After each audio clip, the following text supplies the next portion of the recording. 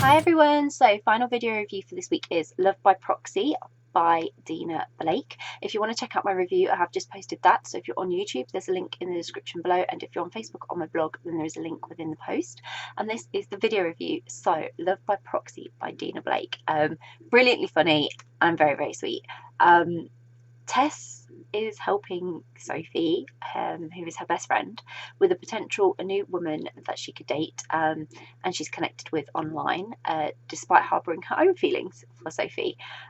So they work together, they're best friends, and they practically spend all their time together. They're inseparable. But Sophie's relationship with Blair looks to be developing, and Tess and Sophie both start to realise that finding love probably wasn't as hard as they both first thought. Again, it's very difficult to say too much about this book without giving away like the entire story. So it was amazing. It really was. It was gripping. It was exciting. It was full of twists and turns, unexpected events, and most importantly, it had that touch of comedy. So it really was like the perfect rom-com. I would love to see this. Like, if somebody made this into a film or a TV series, it would be epic. But it was such a good story, and I really got properly like invested in it and couldn't put it down. But it was packed with loads of drama, loads of conflict, and nothing was more exhilarating than sort of being on this roller coaster of emotions with Tess and Sophie, because it was mental. It was absolutely mental. They had so many, and they were the same and different yet all at the same time, and it was mad. It was absolute madness. But they were so oblivious to the obvious, whilst both of them were in some sort of way unconsciously also aware of it without actually knowing that they were aware of it, which was fantastic. It was absolutely brilliant, and I had so much fun reading this. I really, really did. I laughed, I held my breath, I hated some of the characters at some points, and then I became very wary of them for a while, and then instantly like fell back in love with them at a different point when they said something different. Then I was suspicious and wary of them again, and then falling in love with them all over again. It was mad, like the feelings that you got. Like, I was really unsure of who some of these people really were for a while, and it was amazing. It left me guessing, and I loved it. But as Sophie and Tess were friends, you know, they were already quite close, and so you just knew there would be something more between them. You could feel it, and I got so frustrated with Sophie because she really should have had a better understanding of Tess's feelings, and then I completely understood how she also managed to like miss them all as well.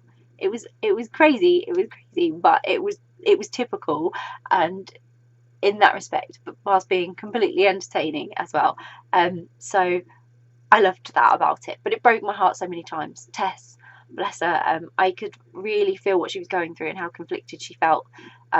You know, she'd sort of been trying to help Sophie, but then didn't want to lose Sophie, but then Sophie did so much that wound her up, and like all these things, like she got so frustrated with her and everything. But it was such, you know, it was such a great story, and she was in such pain, Tess, throughout a lot of it, that you just had to hope that Sophie was going to like have that moment of realization and realize that, you know, it wasn't what she thought, and that, you know, everything they've always wanted for years was like right there, and they'd been doing like having it, but like they had that, but it was just unofficial, if you know what I mean. And it was just, that was what I loved the most. They'd basically been in this relationship that they both wanted that was perfect, and they totally missed it, like all completely. And the sentiment of sort of friends finding love with one another was just really, really lovely, and like a perfect like sort of fairy tale situation. So the humour that Dena also worked into the story, like I say, it just made it the perfect rom-com. It was worked in so well, and it worked so well, and like the misreading of signs and emotions and everything just worked, and it was really entertaining, kept me completely hooked from the very beginning, because no matter what happened, I was invested in whatever relationship blossomed, because there was so much going on, whether it be strengthening Sophie and Tessa's relationship as friends or something more. And I just, whatever way it went, I was rooting for them to just find something, whether it be together or whether it just be that their friendship was strengthened, like I said. So I highly recommend this story. I hope Tess and Sophie will also be in future stories, because I have not had enough of them yet, and they are so much fun.